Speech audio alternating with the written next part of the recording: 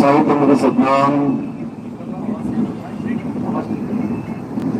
साहिब बंदे सतनाम, सतनाम। तो आज बहुत ही भागने वाला दिन है जो आज आपके शहर में मूल ज्ञान का प्रचार होने जा रहा है।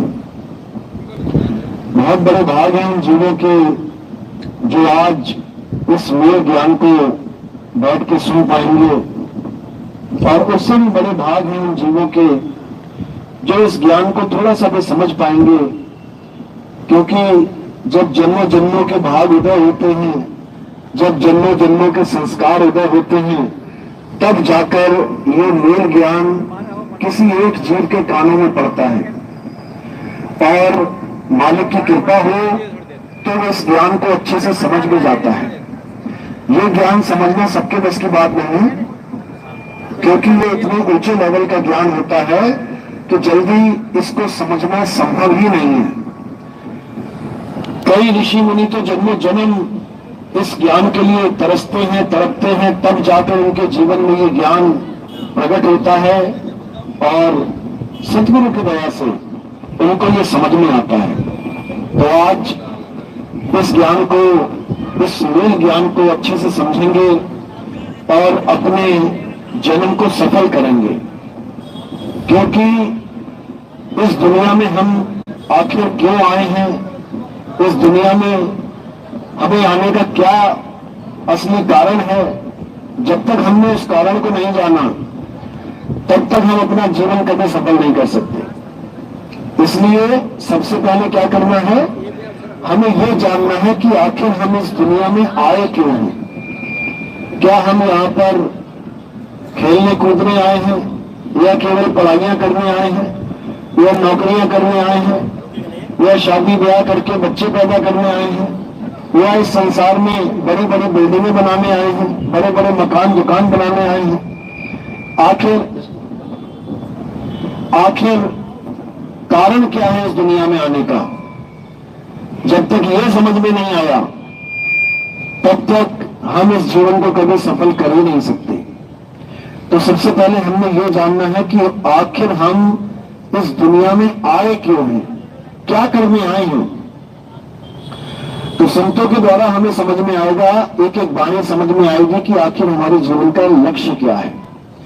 इस दुनिया में खाने पीने के लिए, इस दुनिया में जीने के लिए तो हमें बहुत सारे लक्ष्य पता है। डॉक्टर बन जाओ, इंजीनियर बन जाओ, साइंटिस्ट बन जाओ, लोहार बन जाओ, कोई नाई बन जाएगा, कोई सुनार बन जाएगा, कोई दर्जी बन जाएगा। खाने कमाने के तो बहुत से लक्ष्य हैं, किसी को भी प्राप्त कर लो। लेकिन इस दुनिया में आकर मुक्ति प्राप्त करने का क्या लक्ष्य है, हमें इसको जानना पड़ेगा। और जब हम ये जान जाएंगे तो समझ लो कि अब जन्म सफल होना ही होना है। तो आज का सत्संग शुरू करने से पहले परमात्मा के नाम पे जयकारा लगाएंगे, फिर सत्संग शुरू करेंगे। बोलिए परमपिता परमात्मा की, सदगुरु बंदी छोड़ कबीर साहेबों की, सभी संतों की, सभी भक्तों की, आज के आनंद की, सकल हंस को बंदगी, साहेब बंदगी सतनाम।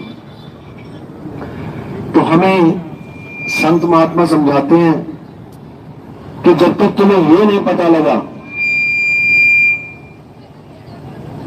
जब तक तुम्हें ये नहीं पता लगा कि तुम आखिर इस संसार में करने क्या आए हो, तब तक तुम वो कार्य कर ही नहीं सकते, क्योंकि तुम वो चीज भूल चुके हो। और जब तक तुम्हें कोई गुरु याद न दिलवा दे, तब तक वो चीज तुम्हें याद आने वाली भी नहीं है।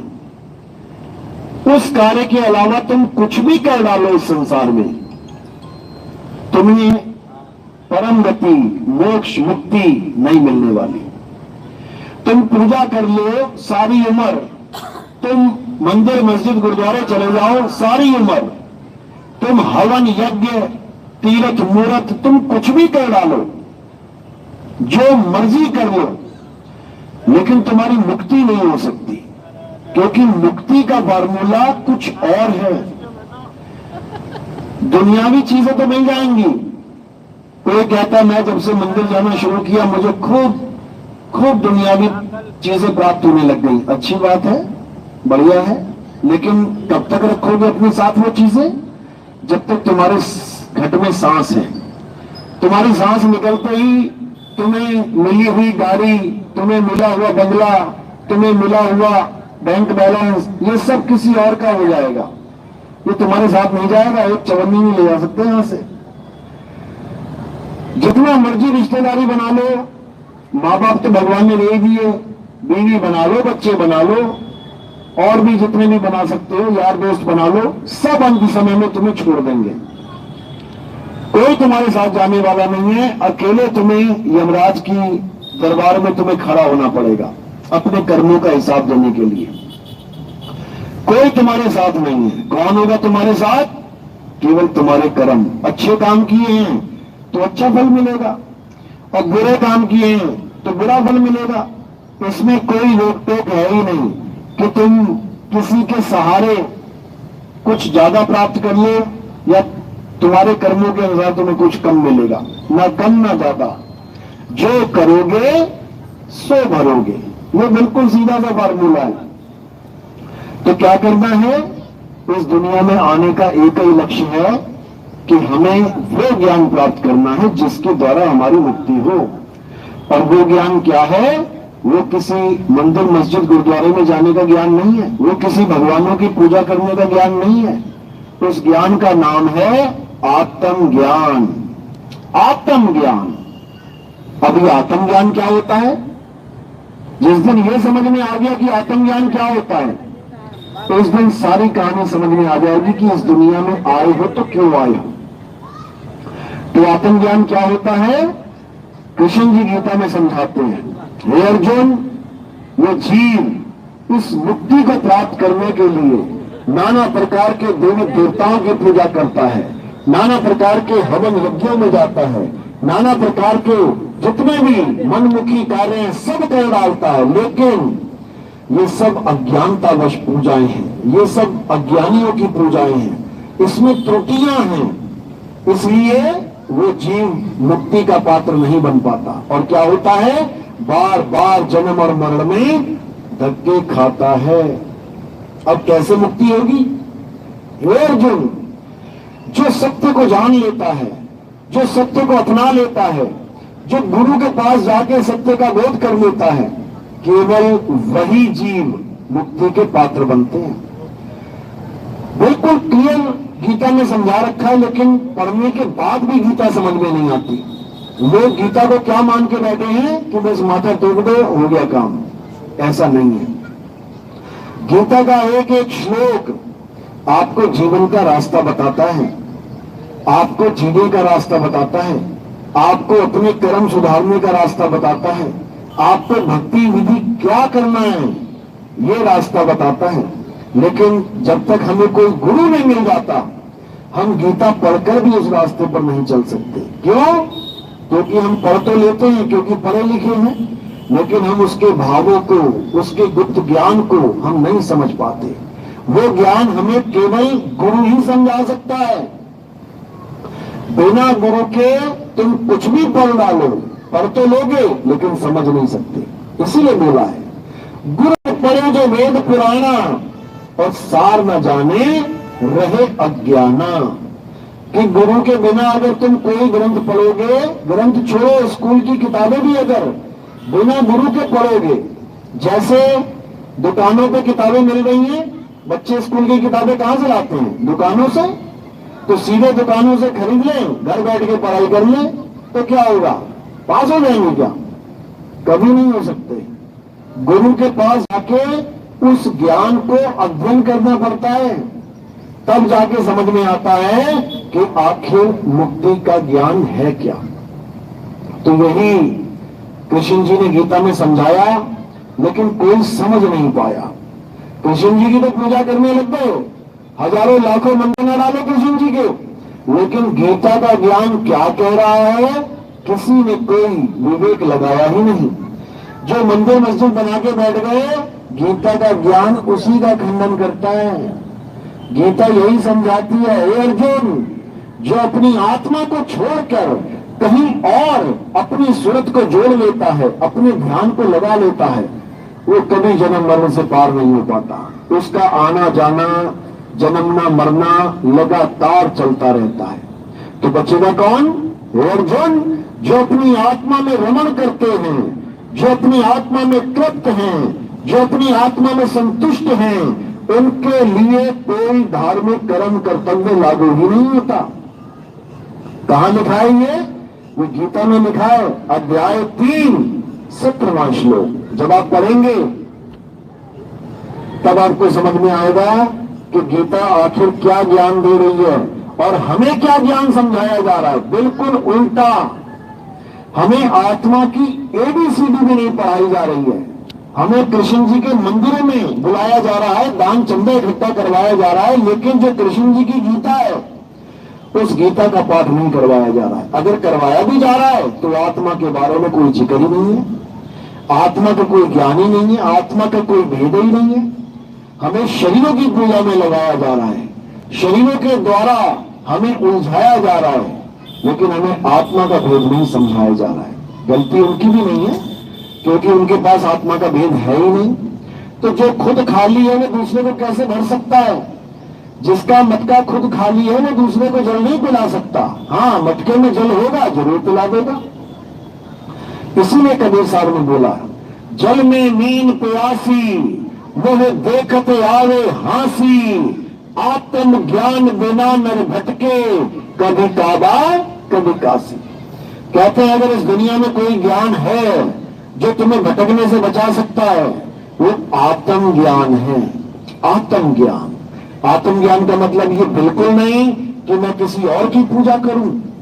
आत्म ज्ञान का मतलब ये बिल्कुल नहीं मैं किसी और का नाम जपूं।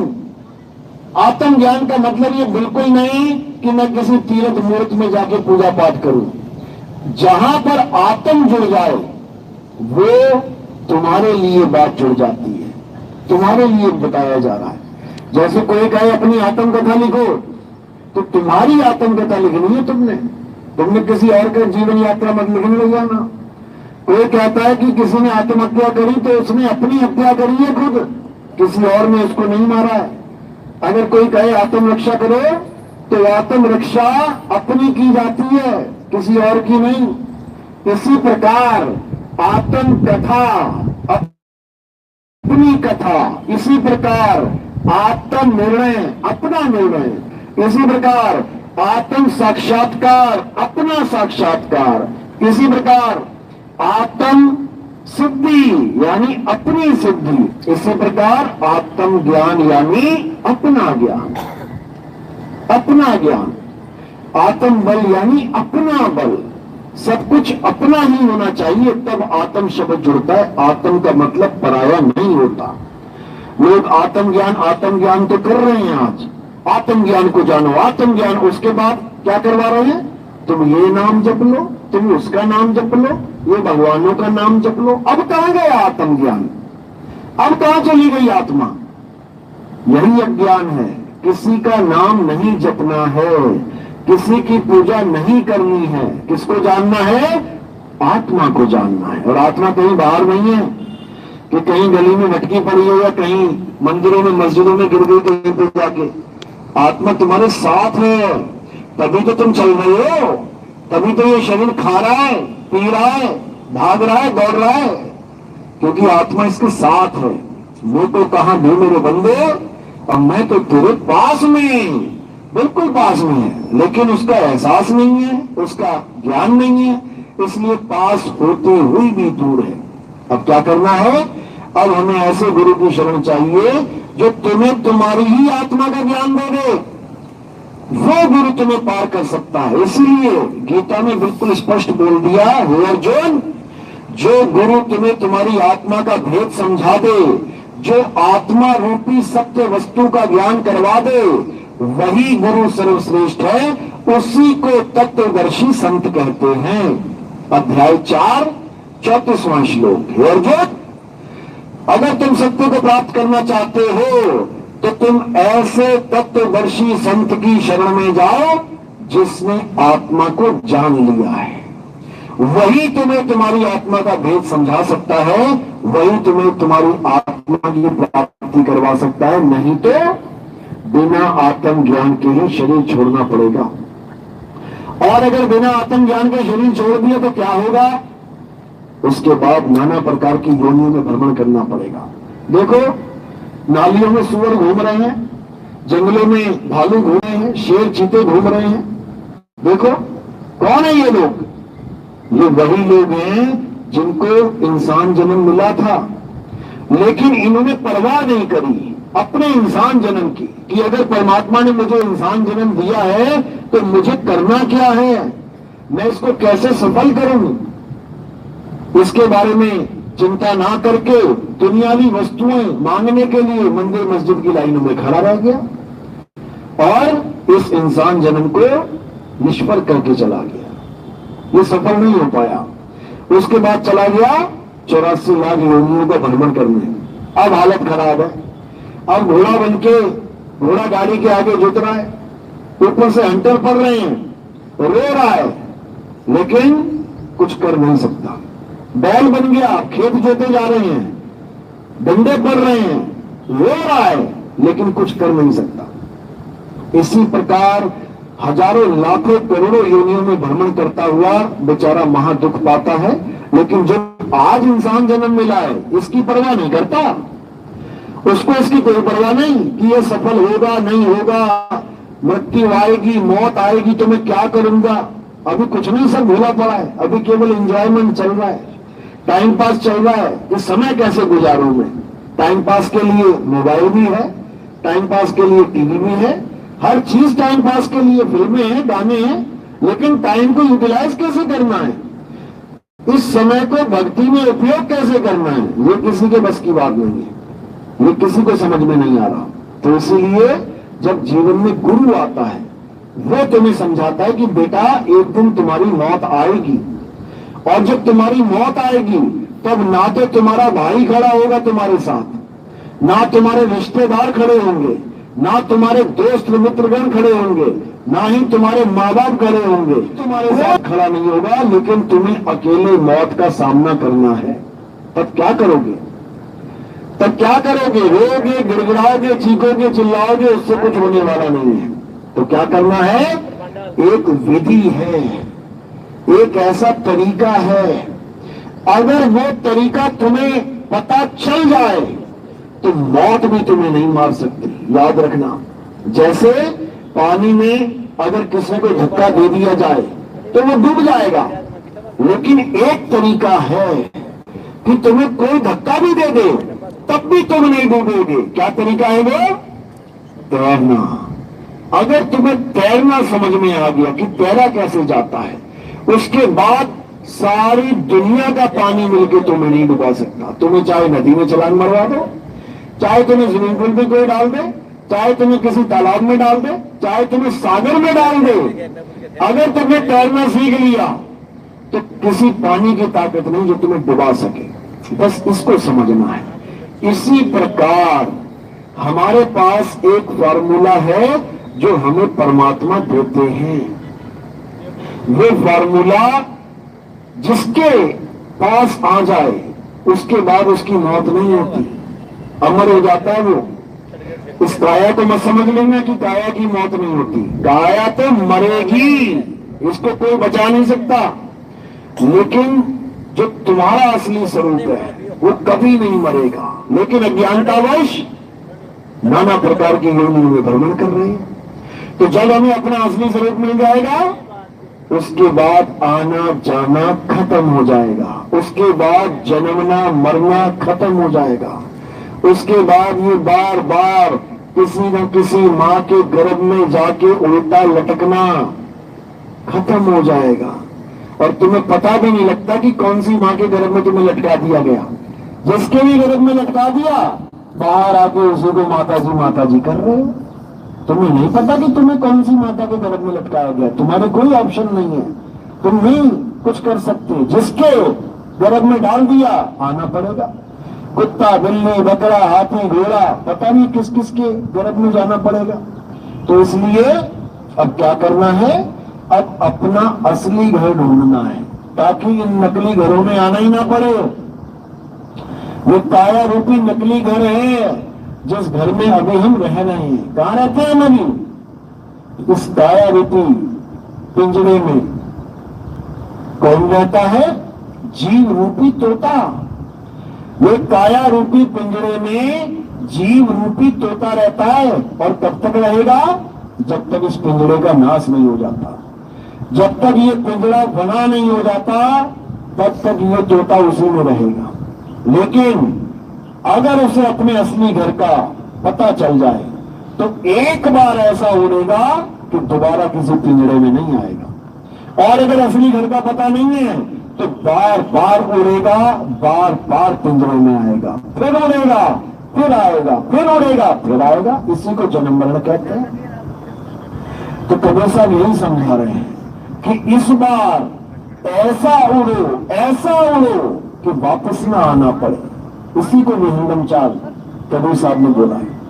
शब्द विहंगम चाल हमारी, पर कहे कबीर सतगुर दे तारी। खुले कपाट शब्द झनकारी, पिंड यंड के पार सो देश हमारा है। अगर अपने असली देश को जाना है तो पिंड अंड के पार है वो देश। इसको अपना देश मत मान लेना, धरती को, आसमान को, सूरज चांद सितारों को।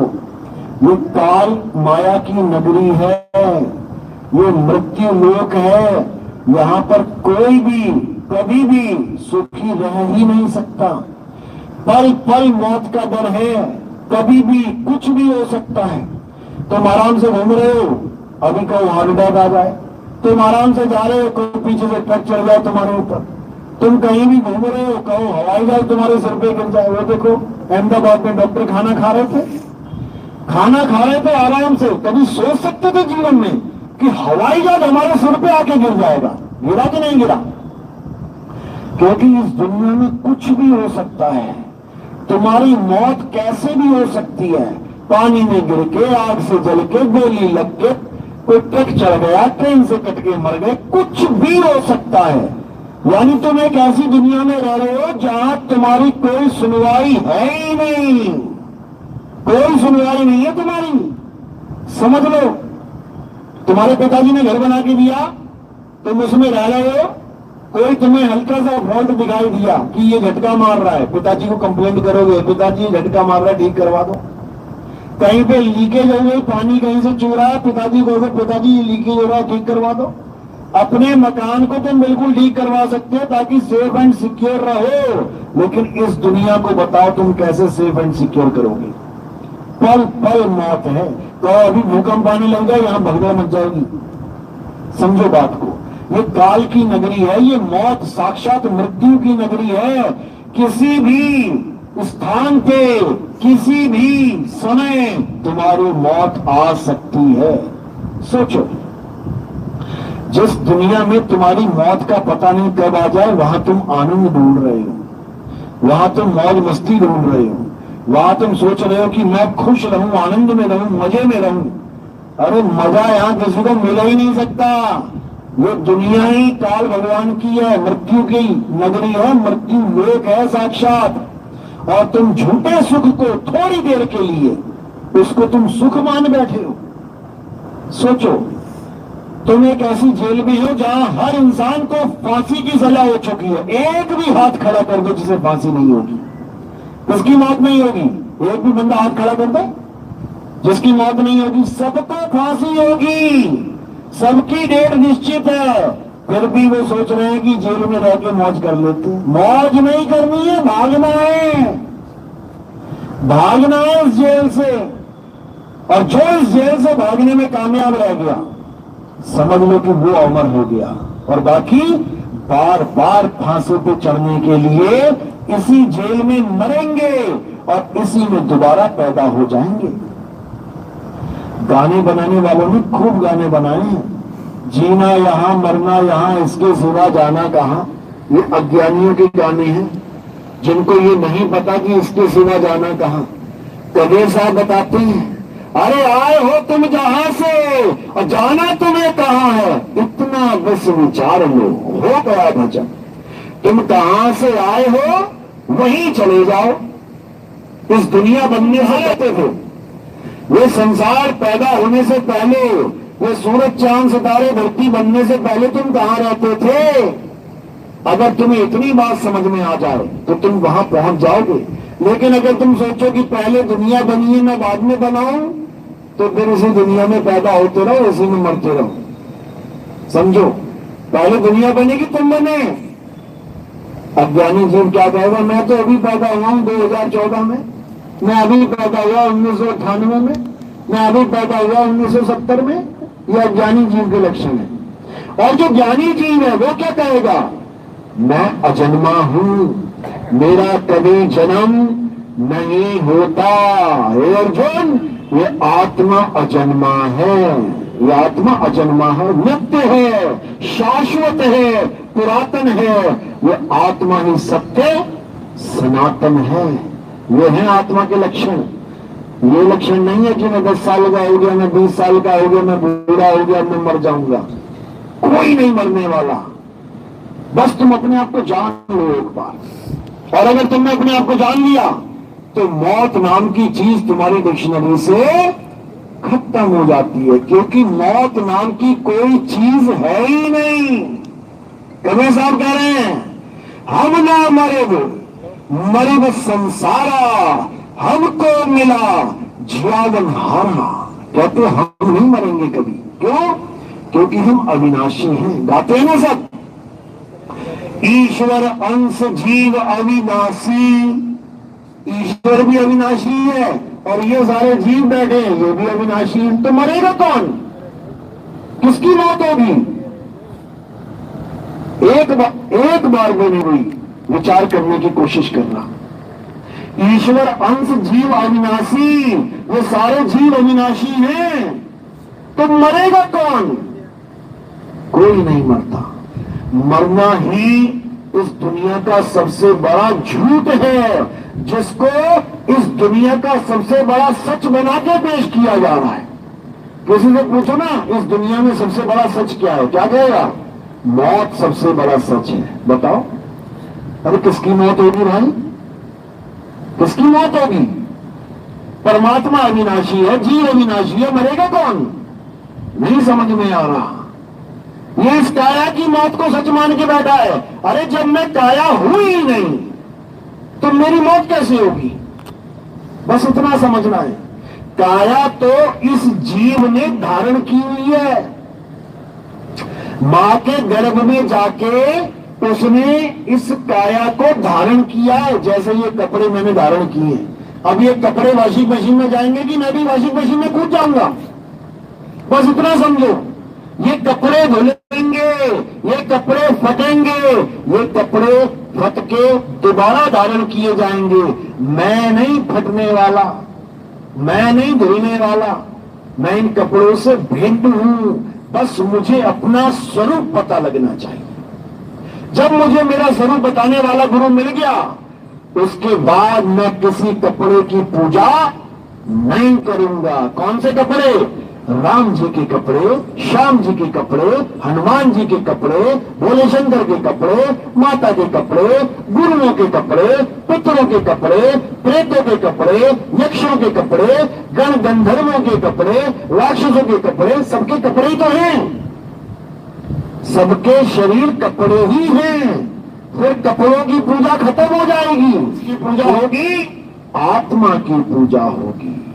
फिर आत्म देव की पूजा होगी, फिर आत्म ज्ञान की पूजा होगी। यही समझा रहे हैं कृष्ण जी। हे अर्जुन, ये शरीर हम नहीं हैं, ये शरीर हमारे कपड़े हैं।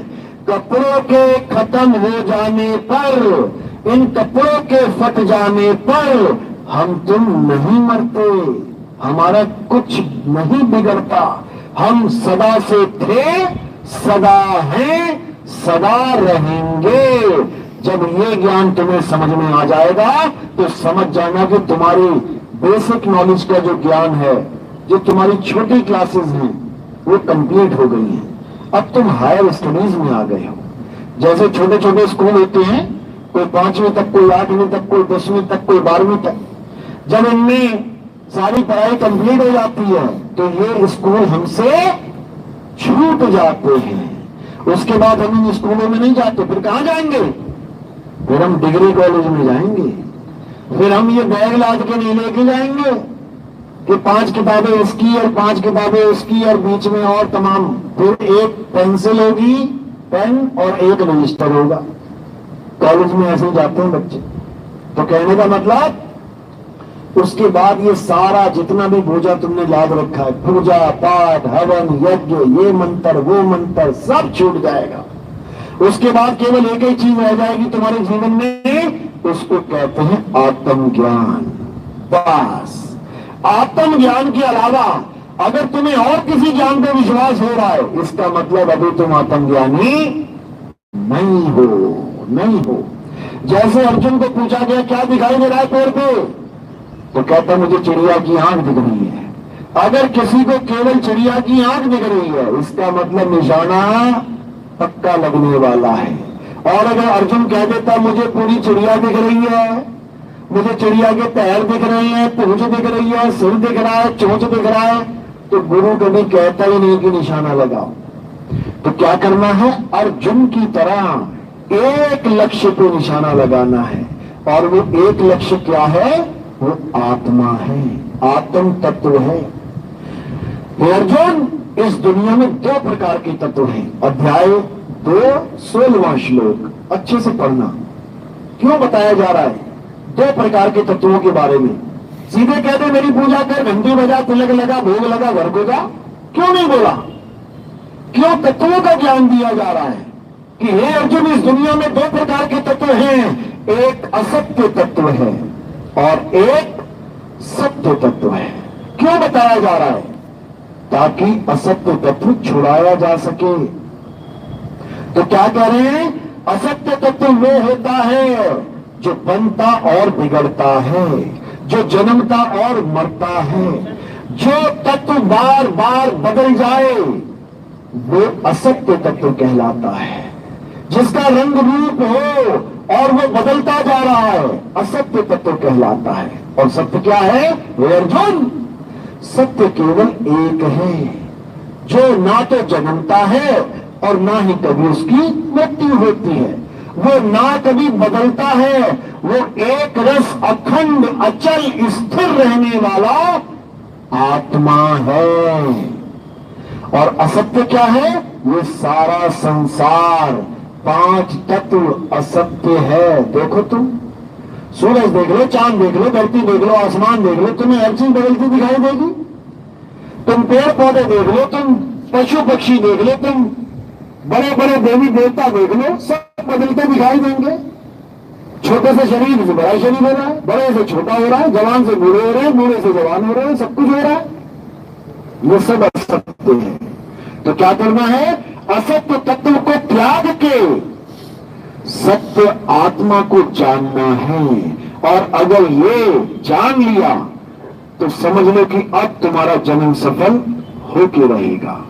अध्याय 4 34वां श्लोक कह रहे हे अर्जुन, इस सत्य तत्व को प्राप्त करने के लिए तुम ऐसे तत्वदर्शी संत की शरण में जाओ जो तुम्हें सत्य और असत्य का निर्णय करवा दे, असत्य को छुड़वा दे और सत्य को ग्रहण करवा दे।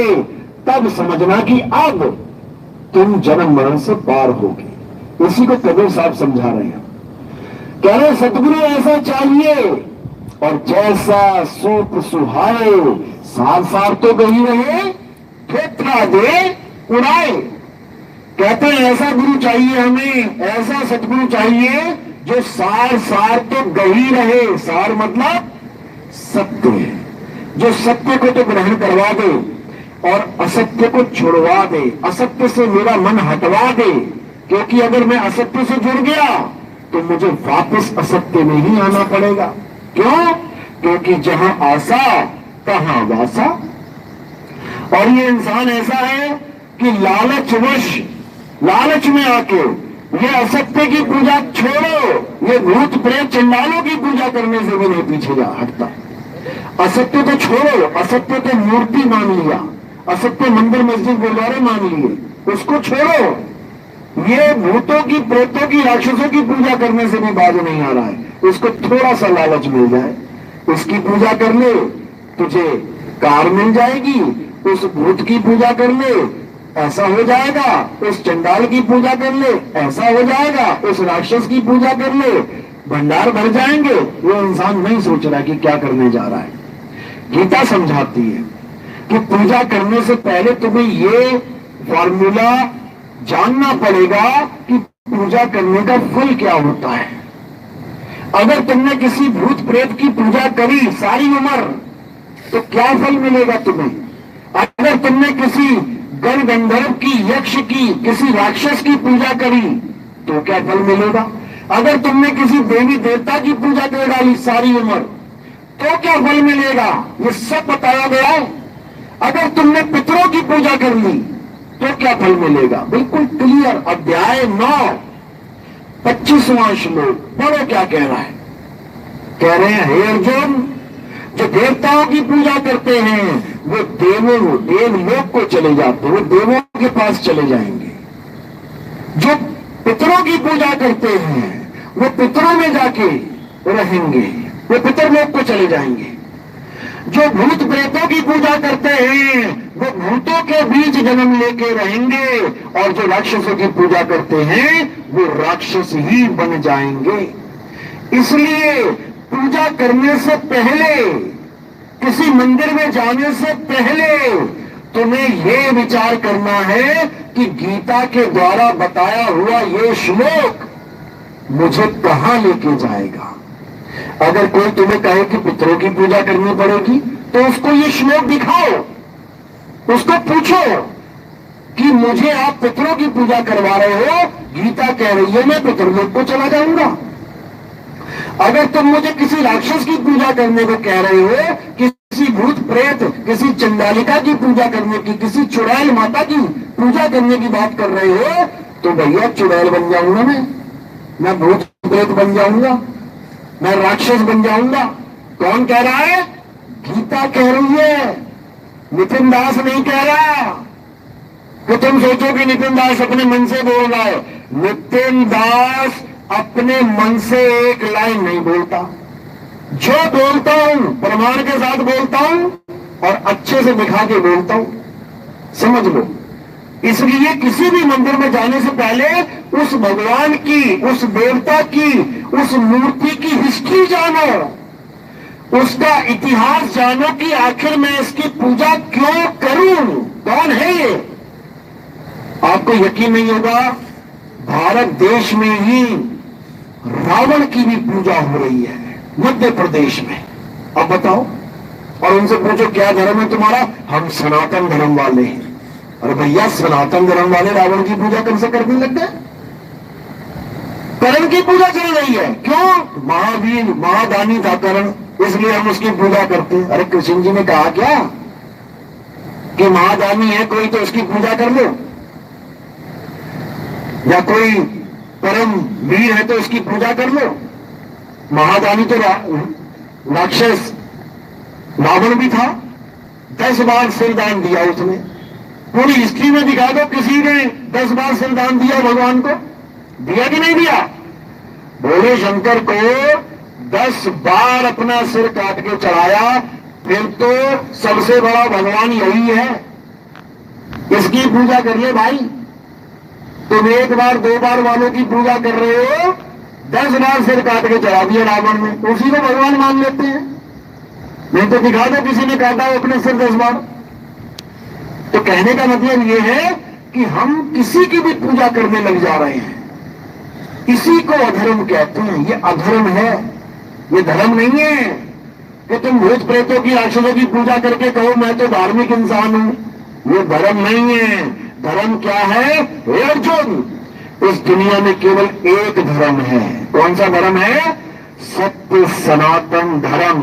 और सत्य सनातन धर्म की डेफिनेशन क्या है? अगर किसी पंडित जी से या किसी ज्ञानी पुरुष से या किसी भगवत, जो जितने भी भागवत वाले हैं, इनसे पूछ लो ना केवल डेफिनेशन, वो बगले भागेंगे।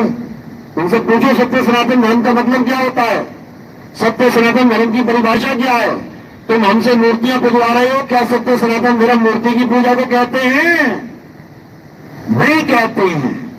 गीता में इसका प्रमाण है। अध्याय 2 24वां श्लोक आगे खोल के पढ़ो, क्योंकि हम पढ़ते नहीं है इसीलिए बेवकूफ बन जाते हैं। स्कूलों में क्यों पढ़ाई हो रही है? इसीलिए पढ़ाई चल रही है कोई बेवकूफ ना बना दे तुम्हें।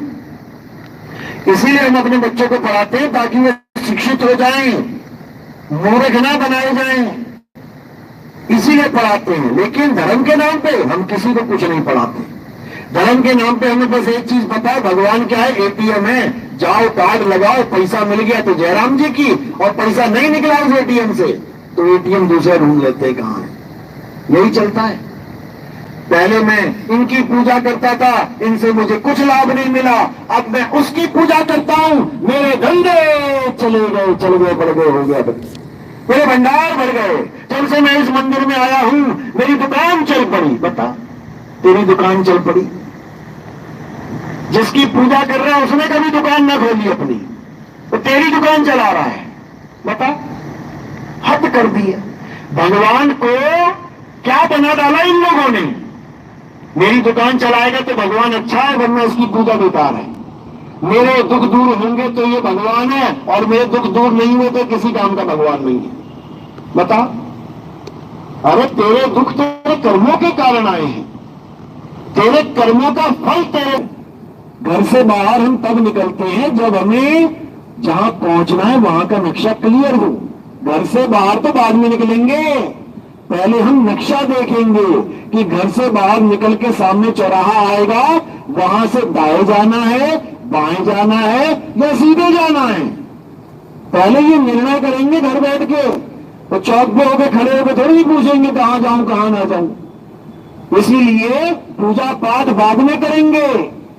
सबसे पहले हम ये जानेंगे कि हमारा असली धर्म क्या है। पूजा तो बाद में करेंगे।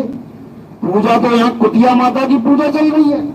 एमपी में एक मंदिर है, आप गूगल पे सर्च करेंगे कुतिया माता का मंदिर। बताओ, मतलब इतनी देवियां हमारे धर्म में वो फीकी पड़ गई और कुतिया माता का मंदिर बना के पूज रहे हैं। बताओ, अब उनके खिलाफ कुछ बोल दो समझाने के लिए, कहेंगे तुमने हमारी धार्मिक भावनाओं को ठेस पहुंचा दी। अरे भैया, कुतिया पूजने आए दुनिया में क्या? जिसकी पूजा करोगे वैसे ही बन जाओगे। कुतिया की पूजा करोगे कुतिया ही बनोगे जाके। जड़ भरत नाम का ऋषि इतनी भक्ति करता था, इतनी भक्ति करता था, ऋषियों में परम ऋषि था वो। बूढ़ा हो गया भक्ति करते करते। फिर क्या हुआ? एक हिरण का बच्चा आ गया उसके आश्रम में। हिरण का बच्चा आ गया, उसने पाल लिया। अच्छा किया कि बुरा किया?